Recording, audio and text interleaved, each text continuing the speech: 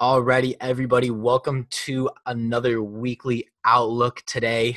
Thank you guys for joining me for this week.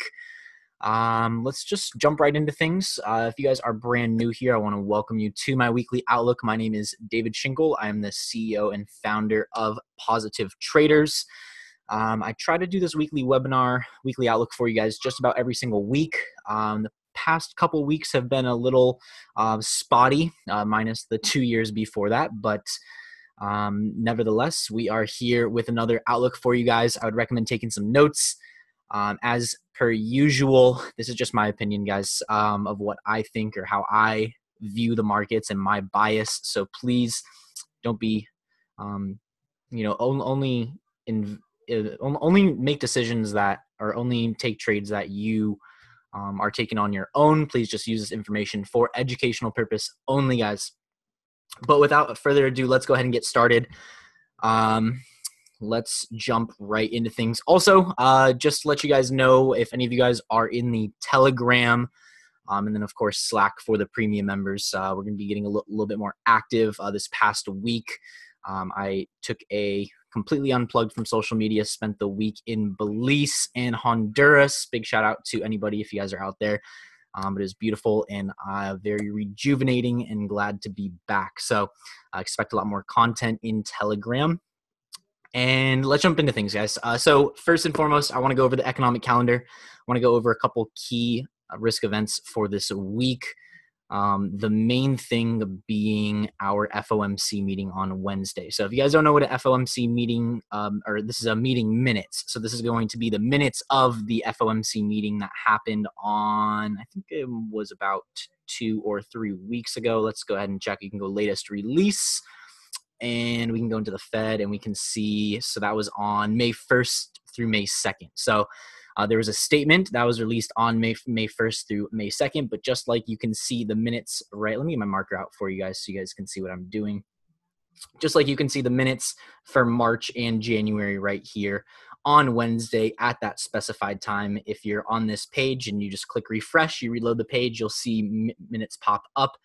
And you can go and click on, so I'll just, as an example, I'll do the one that was released on April 11th. You can go onto it. It'll give you a lot of juicy information. It is a lot to read. I know some of you guys might, I know most of you guys actually probably aren't even going to go do this or go through it. But for those very small percentage of you guys that are really taking Forex seriously, really, hungry for education and learning and really learning the fundamentals about the dollar and following the Federal Reserve, this is really good information in here. It gives you basically the nitty-gritty outlook of the Federal Reserve. So specifically, you can see the outlook for economic activity.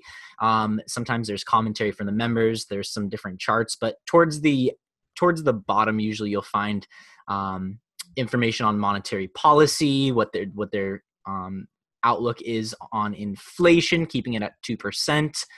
And then usually towards the end, let's see if let's see here. Forecast uncertainty. So this is a forecast uncertainty. Usually it'll say, I'm trying to find a good example for you guys. Usually we'll say outlook of participants outlooks. But in this case, we have for the one in April, we have a forecast uncertainty.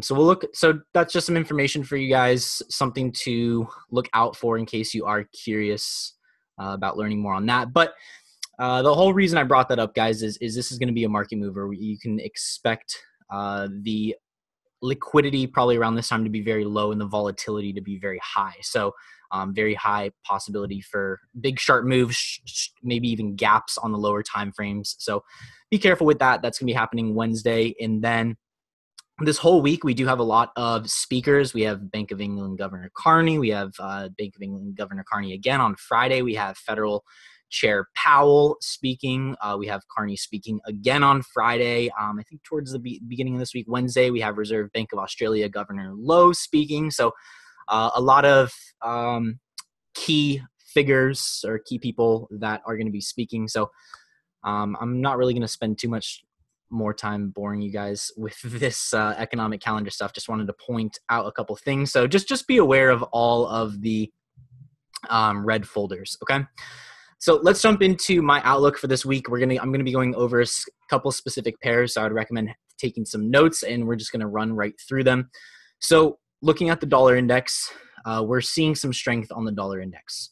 Last week, we definitely saw the 93.2 level break. We've talked about the 93.2 level being a very significant level for the dollar index. It's actually a multi-year low. So just to very quickly put this on, let's put on the weekly.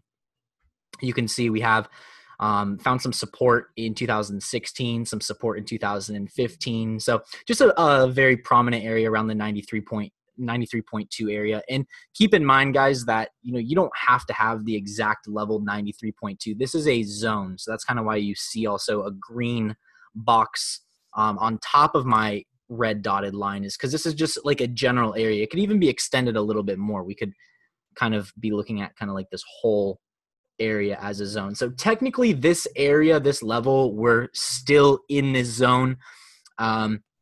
We're in a scenario where I think we're either going to see price dip back below 93.2, or we're going to see it continue to rise. And I want to just go over one thing on Euro USD, but I'll just give you guys my bias outright. I think we'll see a little bit of strengthening on the dollar this week.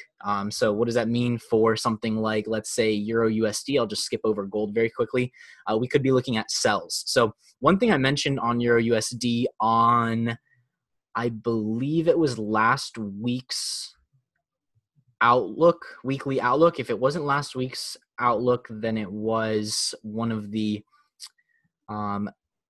daily webinars for the premium members last week. But I had said with Euro USD to watch the 120 area.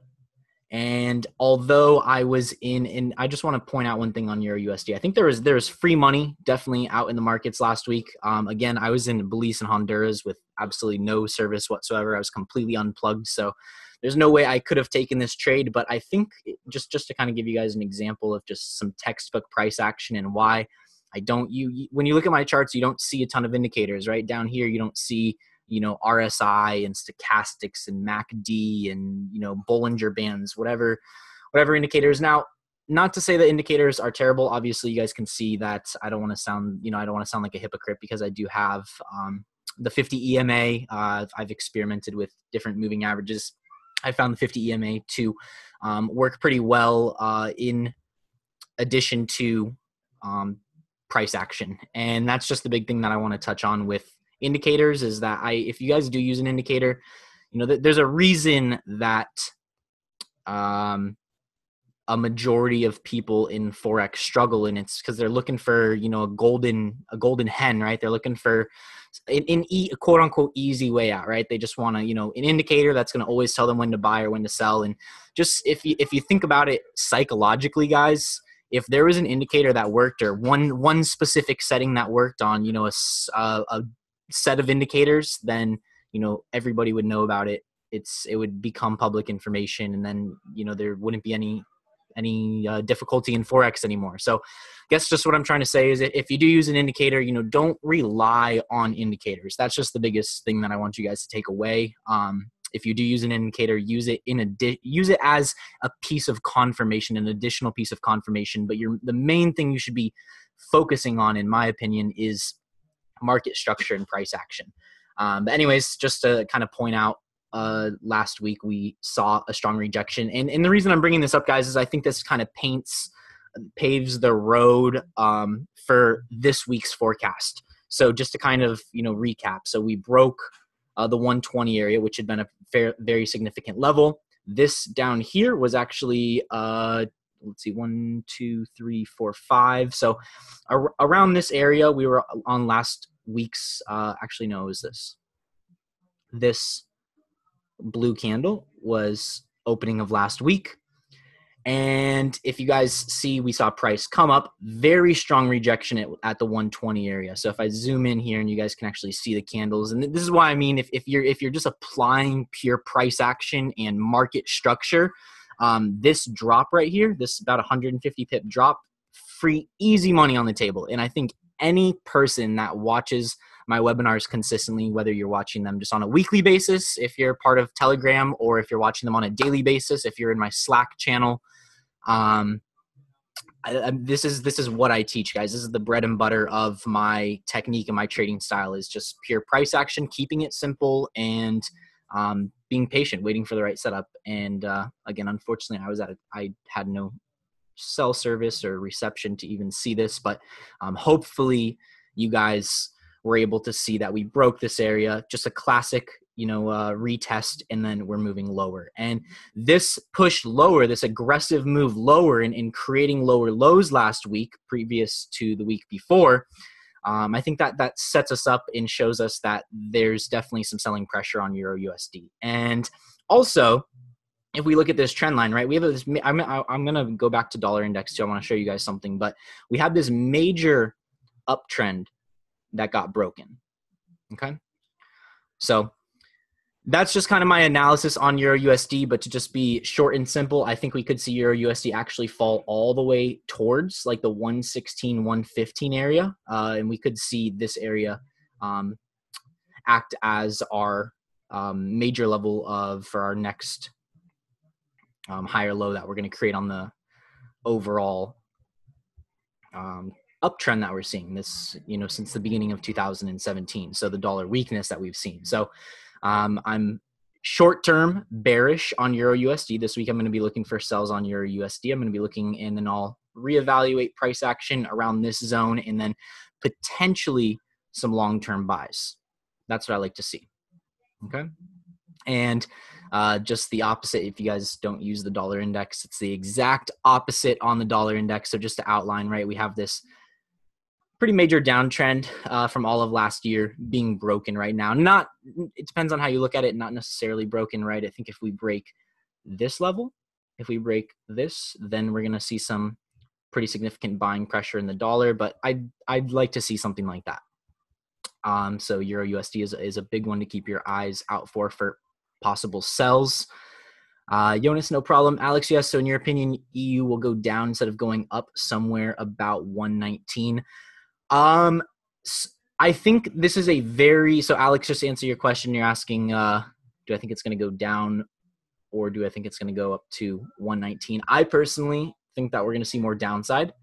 And let me just say, guys, the big thing too, I don't want to sound like a broken record, but please, guys, like when you hear me say this, don't be sitting on your MetaTrader on your phone right now and just selling Euro USD just because you hear someone that's experienced and that's made money in the market, giving you, this is just my opinion, guys. So, trade at your own risk, don't invest money you aren't willing to lose, and only be using this stuff for educational purposes. We could see a pullback, Alex. We could definitely see a pullback up to 119, but overall, I think just seeing, again, just to reiterate this retest, right? We had a retest of this zone, and then we're seeing some lower lows in regards to last week's lows, or I'm sorry, the week before last lows broken. So watch for downside on Euro USD, in my opinion. Gold, I think we're going to see some downside on gold as well. We have actually broken through the 1,300 area.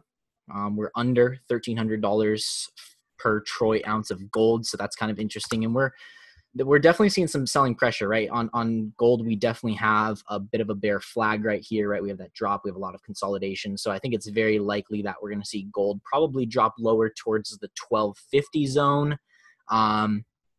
In terms of the overall outlook, if you look at gold, give me just a second, guys. Internet is taking a second. We could see a drop, as low as down to this trend line, somewhere down to this trend line. So if you guys don't have this trend line on your charts, I would highly recommend having it, right? Because we were, just to kind of give you like an idea of what my eyes see, like what I see is we were in this zone, right? We were in the 1,300 to 1,350 area, and now we have broken out of this area. So this whole structure right here between 1,300 and this trend line is kind of like, this area is the playing field, or where I'm expecting price to stay in right now, because we are below 1,300. We definitely have that confirmation. And when I say confirmation, in my eyes, what I consider confirmation is that we have some stalling down here, right? If we would have seen some buying pressure and we just saw price go back up above 1300, then I would stay on the sidelines, and I would say we would probably be looking at this pair or gold ranging, staying between 1300 and 1350. But we definitely have a clear breakout in this opinion, or in this case, in my opinion. So downside on gold, downside on Euro USD. That's just my opinion again. USD Swiss franc. USD Swiss franc has seen a lot of resistance. This zone I actually mentioned on last week's webinar. And also, guys, last week's weekly outlook, I did do one. I'm sure most of you guys probably did not get a chance to see it because I was not able to upload the recording. I literally did it on the boat with my hotspot, and the boat was, or the cruise ship was literally leaving the port, and I could not upload. I didn't have good enough strength to upload, so I apologize if you didn't get a catch last week's weekly outlook. But USD Swiss franc, we've talked about the one area. I've talked about parity. If you guys don't know what parity is, that's when, it's 1 for 1, right? And we're pretty much at 1-to-1 right now. We're really consolidating around the 1-to-1. So that means that $1 US is worth 1 Swiss franc right now. So one is not stronger than the other. That's called parity. And we're seeing price really stay around this parity. But we are seeing a lot of consolidation. We aren't really seeing a very strong pullback, or correction. So in my opinion, I think we're probably going to see this pair break and move a little bit higher. And that is also because I think Euro USD is going to go lower, right? Generally speaking, we see these two pairs do the opposite. So for me, it only makes sense that if I'm looking to sell Euro USD, that I would be looking to buy this pair. Pound dollar, guys. Capitalize on pound dollar. If you are in the Slack group for my signals or connected to the trade copier, this is a pair we are trading this week. Okay, so just some free nuggets for those of you guys that are in the Telegram, in the free group. Watch this pair. We have such nice clean price action, right? We have this area, the 135. We could just call it the 136 area. Has acted as a watch. I'll just actually change this so we're all on the same page. You can have this on your charts too if you want, guys. 1.36, just exactly. So, and again, goes back to what I was saying. It's a zone, but when I'm looking at this, I'm seeing right here. I'm seeing right here. I'm seeing right here. And then, of course, we broke out. And then for the past couple weeks, we've been just sitting underneath this area. But what I really like, so all of that adds up to the bias, right? All of that helps create a bearish bias. And then we're below the 136 area. But I'm also going to just delete this for now. Actually, I'll keep this on here. But what I really like is the way Friday's candle closed. Okay. So we have a very nice bearish engulfing candle, right? We had the buyers try to step in on Thursday, right? You can see that blue candle right there. Buyers came back and actually retested the 136 area once again. And then we saw on Friday, right, the true direction of the market, or what I would call the true direction of the market, because we're obviously in this downtrend right now, a bearish engulfing candle. So I think that we have at least minimum 100 pips lower to go. All right.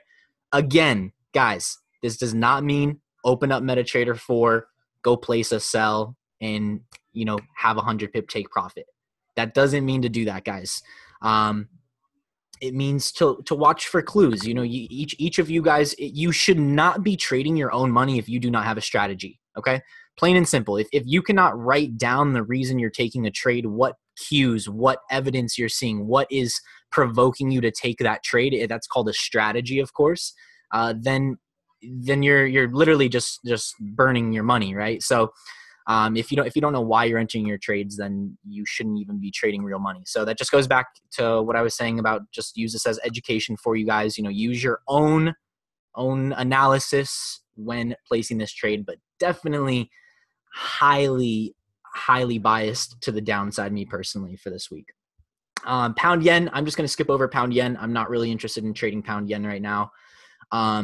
Dollar yen, we're definitely seeing, that selling pressure on Euro USD because of, and that catalyst is the strength in the dollar. So, as I've been mentioning this whole webinar, my bias is some short-term strengthening on the dollar this week. We're probably going to see this pair move higher as well.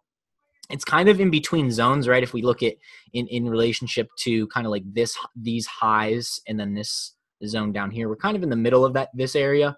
So I'm not a big fan of placing a trade because I think a very good risk to reward is hard to achieve on that. But if you're doing small intraday scalps or something, maybe you can look for some small buys. AUD USD. I just want to point out one thing on AUD USD. Let me just try to. Sorry, it's zoomed out, guys, but I just want to make sure you guys can see the whole picture. So pretty significant bounce, and then more recently in the past few weeks, we have broken. We are below this area. So we've obviously seen the dollar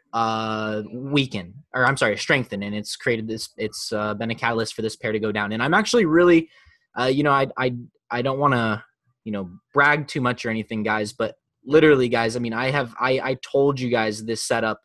Like, I've been going over this for months and months and months now, ever since this big move happened right here, when we were in this big move. So when we were actually right here, when we were up in this area, I told you guys that if and when this major uptrend was broken, we're going to see a big push to the downside, like we did back here.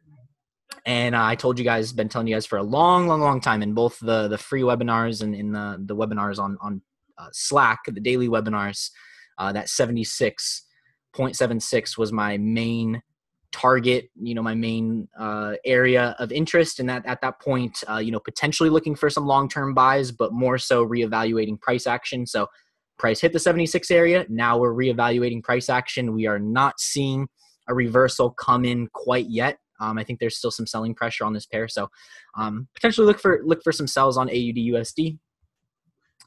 NZD USD. I'm not too interested in trading NZD USD. I think this is a good pair to watch. We're at a very significant area. We can see, if you guys can see, NZD USD has been trading inside of this range for over almost 2 years now, since April or June of 2016. So almost a full 2 years we've been inside this just sideways range, right? We haven't been in an uptrend or a downtrend, right? And on the smaller time frames, right, we've had some uptrends and some downtrends and some uptrends, but the overall picture, or the overall price of this pair, has been between 0.74 and 0.68. I'm not interested in trading this pair because we are at a very significant level of support, and I'm personally looking for some short-term dollar strength. So if I was to trade this pair with dollar strength, then I'd be looking to sell it, but I'm not looking to sell because we're at a very significant level of support. So very big demand level for this pair. Watch this area. I would highly recommend having like something on your charts with like a zone like this to watch price. If we do see some signs of reversal, then you better believe that we're going to take this buy right back up to the range, probably, with targets appropriately, 50% up and 100% all the way up. But yeah, just something to point out for you guys. USD CAD has definitely been very tricky. It's been a choppy pair to trade in the past couple of recent weeks. We've really been consolidating. Overall, I think that we could see some pressure on this pair, or buying pressure on this pair. I want to point out one thing I forgot to point out on the economic calendars. We do have some OPEC meetings. Okay, OPEC and JMMC meetings. It's tentative for all day tomorrow. Also, one thing, tomorrow is Memorial Day, so a big shout out to everyone with that. But with that being said, we're going to see lots of banks closed tomorrow. Okay, all bank holidays. So expect liquidity to be very low, volatility to be higher than usual. More so, I'm talking to you guys that maybe trade on the 5-minute time frame or do little scalps here and there. You're probably going to see some higher liquidity than usual. So I wouldn't trade USD CAD. And the reason, if you guys don't know, USD CAD correlates to oil. They have a negative correlation for the most part. For the most part, they have a negative correlation. I'm not going to get too much into it, guys. I've done a lot of talking on this webinar. But I'd just be on the sidelines with USD CAD. So main focus, just to recap, main focus, capitalize on pound dollar, look for some downside. capitalize on Euro USD for some possible downside and capitalize on gold for some possible downside. So all three of these pairs look great. That's that, guys. So that's my outlook for this week. If you guys have any questions, please feel free to contact me. You can reach me on Facebook, just David Schinkel, Instagram at David Schinkel. I'm sure all of you guys are in the Telegram. Some of you guys are inside Slack. If you want to learn more about Positive Traders, just go to our website, positivetraders.us. And that is a wrap for this week. So I hope you guys find some value from this. If you're watching this replay on YouTube, please smash that like button and leave a comment. And I will catch you guys next Sunday at 8 p.m. Eastern time for our free webinar. And if you are a member of Positive Traders, I'll see you guys tomorrow for our daily webinar at 9 p.m. Eastern. So have a good week, guys. Take care and have a great week trading. See you guys later.